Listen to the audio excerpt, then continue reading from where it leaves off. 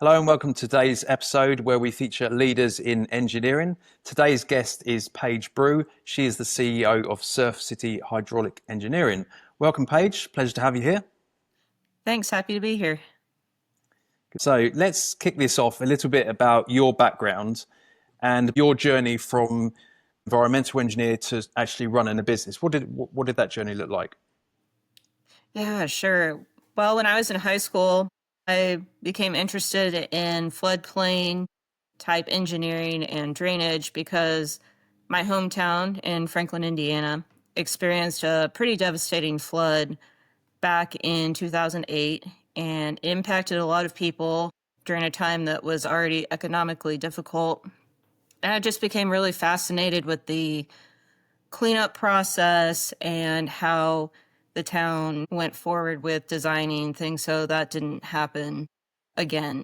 So that led me to do environmental and natural resources engineering at Purdue, which is also in Indiana, Purdue University.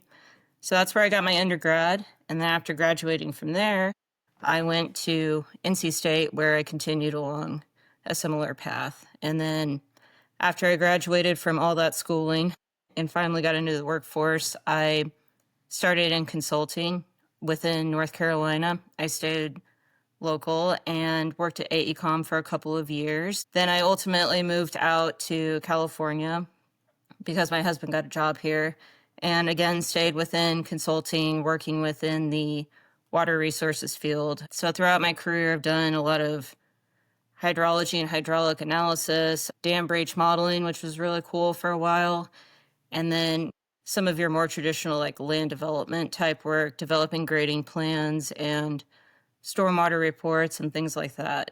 And then ultimately in 2003, November of 2023, I took the leap and I started Surf City Hydraulic Engineering. It just seemed like a really good time, and it's been really exciting to do that ever since. And within my business, it's pretty much just me. I have a couple part-time people that help me out, but I focus on more of the small projects that make sense for someone that's working alone. So grading and drainage plans for residential and small commercial projects, stormwater reports, and then some floodplain mapping again for smaller projects, mostly within California and Arizona. Yeah. Yeah, I wondered if you could go a bit into detail about some of those projects, what you do in the business. That'd be nice Sure. to hear. Yeah, what I do, detail. So I mostly work in Southern California, which is where I live. And for most of those projects, if you need, I guess I don't know if you're familiar with California regulations, but if you have a project that creates or replaces more than 5,000 square feet of impervious area, you're required to do stormwater treatment. So that's mostly what I do. I help people implement that within their project. That usually involves developing a grading plan and then an associated report that essentially approves that you're meeting the local and state requirements. Does that create opportunities or challenges around those requirements? Oh, absolutely. I mean, it's a great opportunity for me because there's a lot of that work out there. And if you're working solo, I mean, it's just an amazing opportunity because these smaller projects, bigger firms won't take them on because they're too small. And with the bureaucracy in a larger organization, it's just hard to make a profit off of that type of thing and meet the budget expectations of individual homeowners and investors. So that's been a great opportunity for me. It's also been great to work with people who are building their dream home or it's their first investment property, and I'm helping them make that happen, which is pretty satisfying.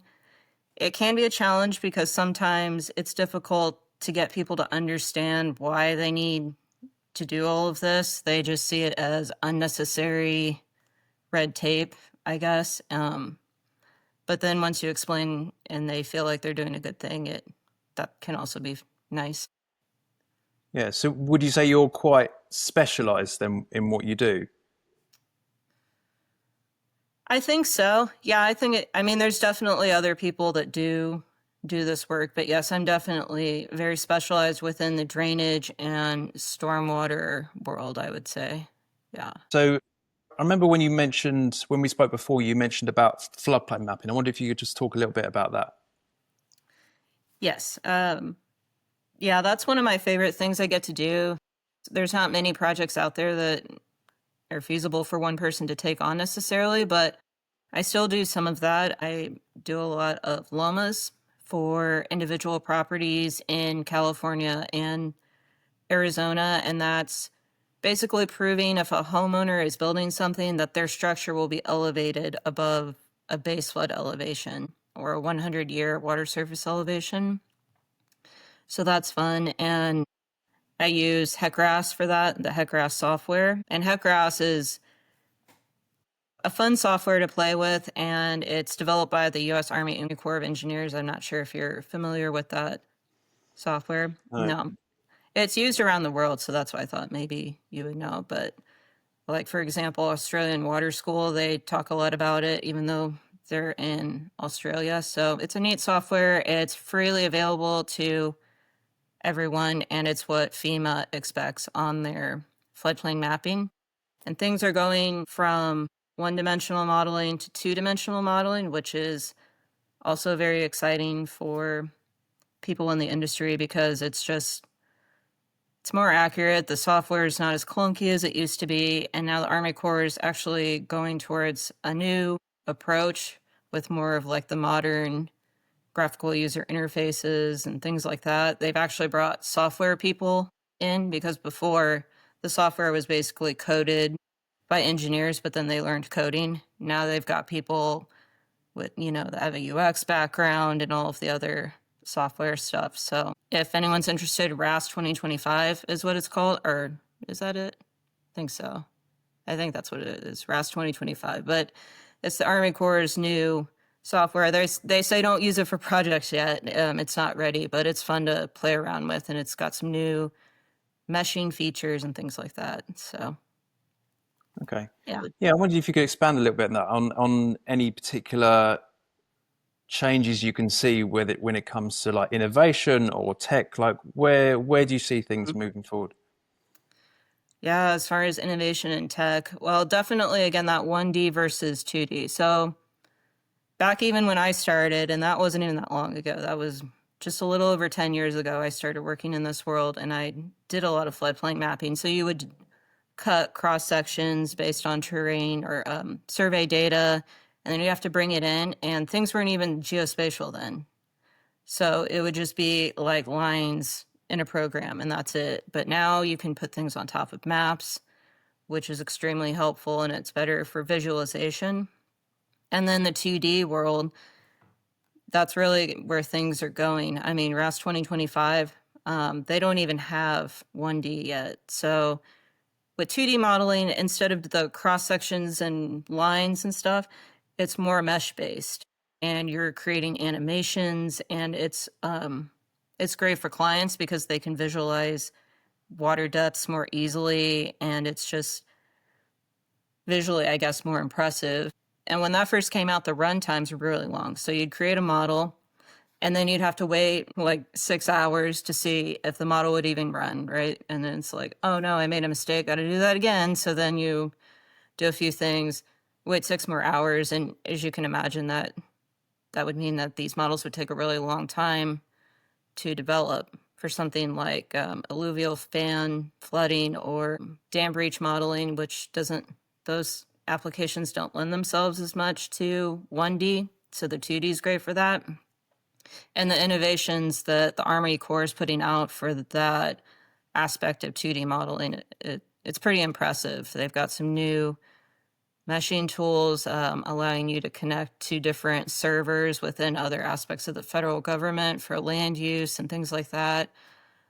What else? They're even going to have encroachment type tools for 2D. FEMA's even starting to approve 2D encroachment, which is pretty impressive. So things take a while to get adopted and accepted in the civil engineering world, but after about 10 years, people are starting to get more into the 2D modeling, and I think it's really exciting. So as a business, does that mean you have to keep up with software and because does it become the standard, and then it's Yeah. just expected for the business to have that? Yeah. Yeah, definitely. As a business, and even if you're an engineer working for a different company, I think that's still the expectation, especially if you're younger, middle of your career, and you're the one actually doing the work. Yeah, it's an expectation. And engineers with their licensing requirements have to fulfill continuing education requirements. So if you can use that time to keep up with the software you need to keep up with, that's pretty nice. I'm also running a HEC-RAS course every couple of months. The first one had about 6 people in it. I'm hoping to grow that. So that's another motivation to keep up with software for sure. So what about trends within what you do, your area of engineering? Have you seen any particular trends in the types of work or projects that you're doing? Any particular changes there?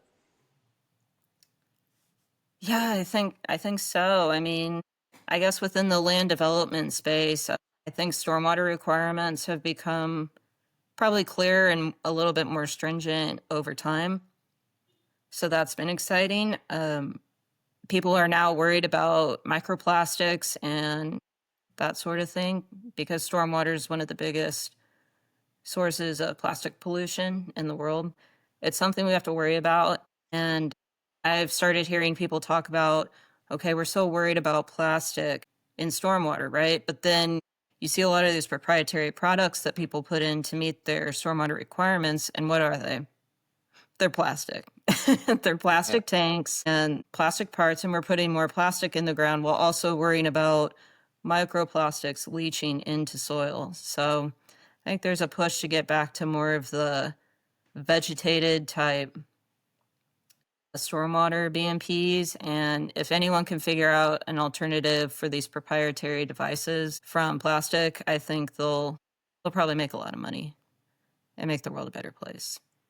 Um, sure. and what else? Yeah, and definitely in California, there's a push to start incorporating more native plants into stormwater BMPs. California is one of the, I think it's 30 or something, biodiversity hotspots in the world. So we have a lot of native plants and a lot of wildlife here. So it doesn't really make sense that we bring in all these plants from like South Africa, Australia, and they can cause problems by being invasive. And, with the wildfires recently, all that brown grass that caught fire and made that situation even worse than maybe it would have been.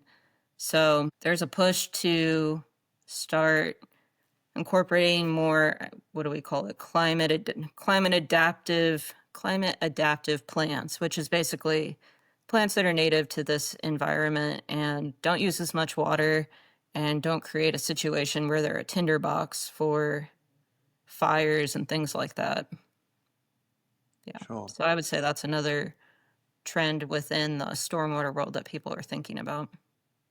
So does that have an impact on the project costs? I mean, are clients open to that because it's especially with these environmental changes, it's sort Yeah. of it's quite well known, or that is it like how does that affect that? Yeah, it definitely depends on the client. I think at the government level, the municipal level, absolutely, people are open to it. And you're starting to see those types of places bring in demonstration type gardens or BMPs that have these plants. For individual homeowners, it can be hard because of the cost and sourcing. Ironically, it's hard to get native plants in California. It's hard to get California native plants, even though we're in California, because there aren't many nurseries that specialize in those types of plants, and people aren't used to seeing them, if that makes sense. In gardens, people are more used to that like more manicured look instead of maybe the more fluffy green type plants that are native to California. And also, landscapers don't necessarily have training on how to care for these plants, so they die a lot, which is also expensive. So, yeah, there's some challenges, but places are starting to figure that out. In San Francisco, they've done some really cool things with green infrastructure of actually training local people on how to care for these BMPs, and you would then sign up for caring for a particular BMP or for a time slot. They'll provide that training, and then it's a community involvement, and people sign up and they love that kind of thing. So I think it's, we're working on it, but it's a trend and we're getting there. So when it comes to your business, where do you see yourself taking it? Where do you see yourself taking it in like 12 months or so? Mm-hmm. What areas do you want to move into? Well, I do enjoy the work I do now, but I think I'd like to eventually move into more large scale planning for green infrastructure. That's something I'm really passionate about, and I think it'll help people a lot. I want to do more of the floodplain mapping. I think to get to those types of larger projects, though, I'll need to be able to hire someone. So that's basically what I'm working on now, is pulling enough capital to hire someone to then be able to go for some larger projects and then eventually get into doing more municipal type work and things like that. Sure, sounds good. Yeah. So when it comes to running a business, I'm always quite curious to ask people, what do you think are particular traits, leadership traits, or things that you've learned on your journey as running a business that you've picked up on, or insights that you could share? Yeah, for sure. I've noticed that people who run businesses, they're interested in a lot of things. They don't necessarily just want to sit down and just do technical work all the time. They're interested in a lot of things and they get bored if they focus on just one thing. I would say that's a trait.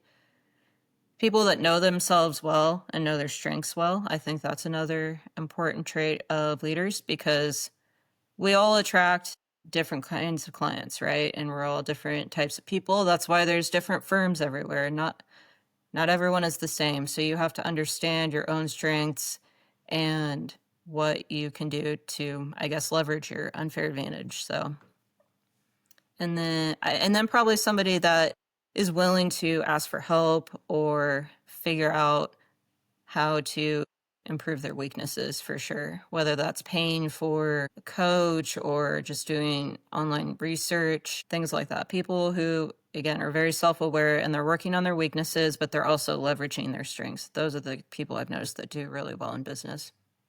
Yeah, sure. That's self-awareness, and you're responsible for the business. So Absolutely. Yeah. yeah, I've heard communication is something that's mentioned a lot. Uh, Communication with staff, clients, everyone. Absolutely. Yeah. Communication is huge. Even if you're not really in leadership and you're just within consulting or working as an individual civil engineer, I think communication's still important. Civil engineers deal a lot with the public and we're working on other people's projects. So you have to communicate. So that's just something to work on, I guess, for everyone, not just people that own businesses. Yeah, and being in a technical role as well, is there challenges with that of communicating what it is you do to someone who might not understand? Oh, absolutely. Yeah, I think people get overwhelmed if they're working on a project and they're managing all these consultants and all of these requirements and they get these huge letters from the city that list everything they have to do. It can be a little overwhelming. So really breaking it down for people and making them feel at ease, like you can handle what you say you can handle, is really, really helpful, and clients appreciate that a lot. Before we end, is there anything else you want to cover today about your business or what you do? Yeah, I guess what I would say to people is if you're looking to run a civil engineering firm, just keep in mind it's not just about designing projects. You have to figure out how you're going to run a business that works for your life. And otherwise, you'll get burnt out, and it just won't be what you want. So understand why you want to run a business and then structure everything around that why. That would be my main advice. Yeah, that's some good advice right there. Well, thanks Thanks. for your time today, Paige. Where can people find you if they're interested in what it is that you do? Where can they find you? What's your website or social media? Sure, I'm on LinkedIn and my website is surfcityh2o.com. Great. Thanks for your time today, Paige. It's been great talking to you. Thank you so much.